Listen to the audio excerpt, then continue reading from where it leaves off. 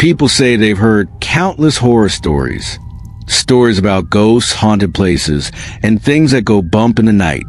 But once in a while, a story surfaces that doesn't feel like fiction at all. A story that feels too real, too disturbing, and far too close to home.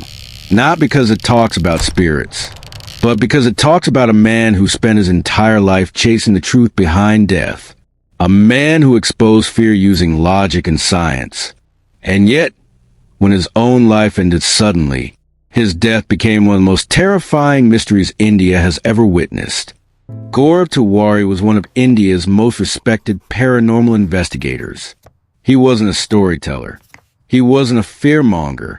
He was a researcher, a man obsessed with evidence, logic, and science. As the founder of the Indian Paranormal Society, Gaurav investigated thousands of locations believed to be haunted. His goal was simple: separate superstition from reality. Ironically, the man who helped others face fear would one day leave behind the most frightening case of all, his own death. Gaurav woke up around 8 a.m., following his usual routine. Breakfast, emails, work calls, nothing unusual. Around 11 a.m., he went into the bathroom to take a shower. The rest of the family was at home, busy with their own work.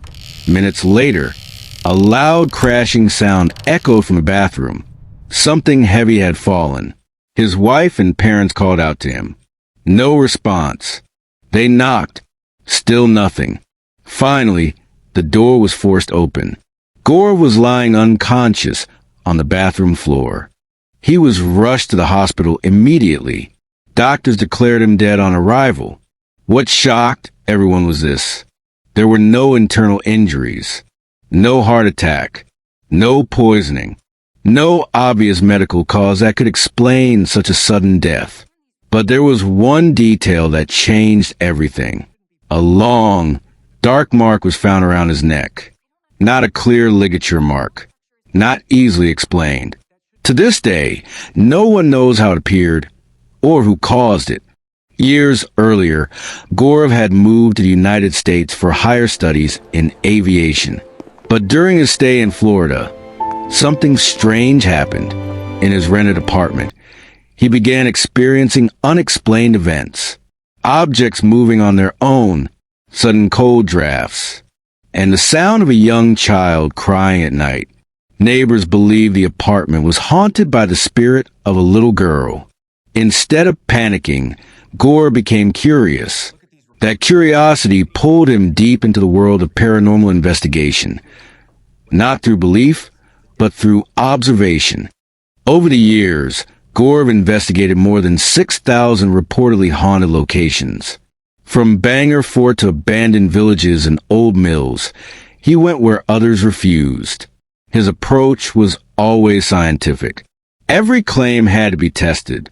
Every conclusion had to be backed by data. This is why he became a familiar face on Indian horror television shows. Not as a performer, but as an expert. Shortly before his death, Gaurav was working on a case unlike any other.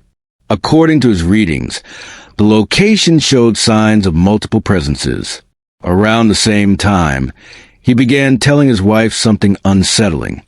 He believed a negative force was following him, pulling at him, calling him. Police classified the case as suicide. No detailed public explanation. No clear motive. But on social media and within the paranormal community, a different narrative spread rapidly. Was it murder? Was it psychological pressure? Or did the man who studied the unknown get too close to something he couldn't escape? Here's the darkest twist of all. The one person who dedicated his life to proving that not everything unexplained is paranormal, left behind a death that science itself has never been able to explain. Maybe the real horror isn't ghosts or demons. Maybe it's the fact that sometimes even logic fails. What do you think happened to Gaurav Tiwari? A planned crime? A tragic decision? Or something beyond? Human understanding? The mystery remains unsolved.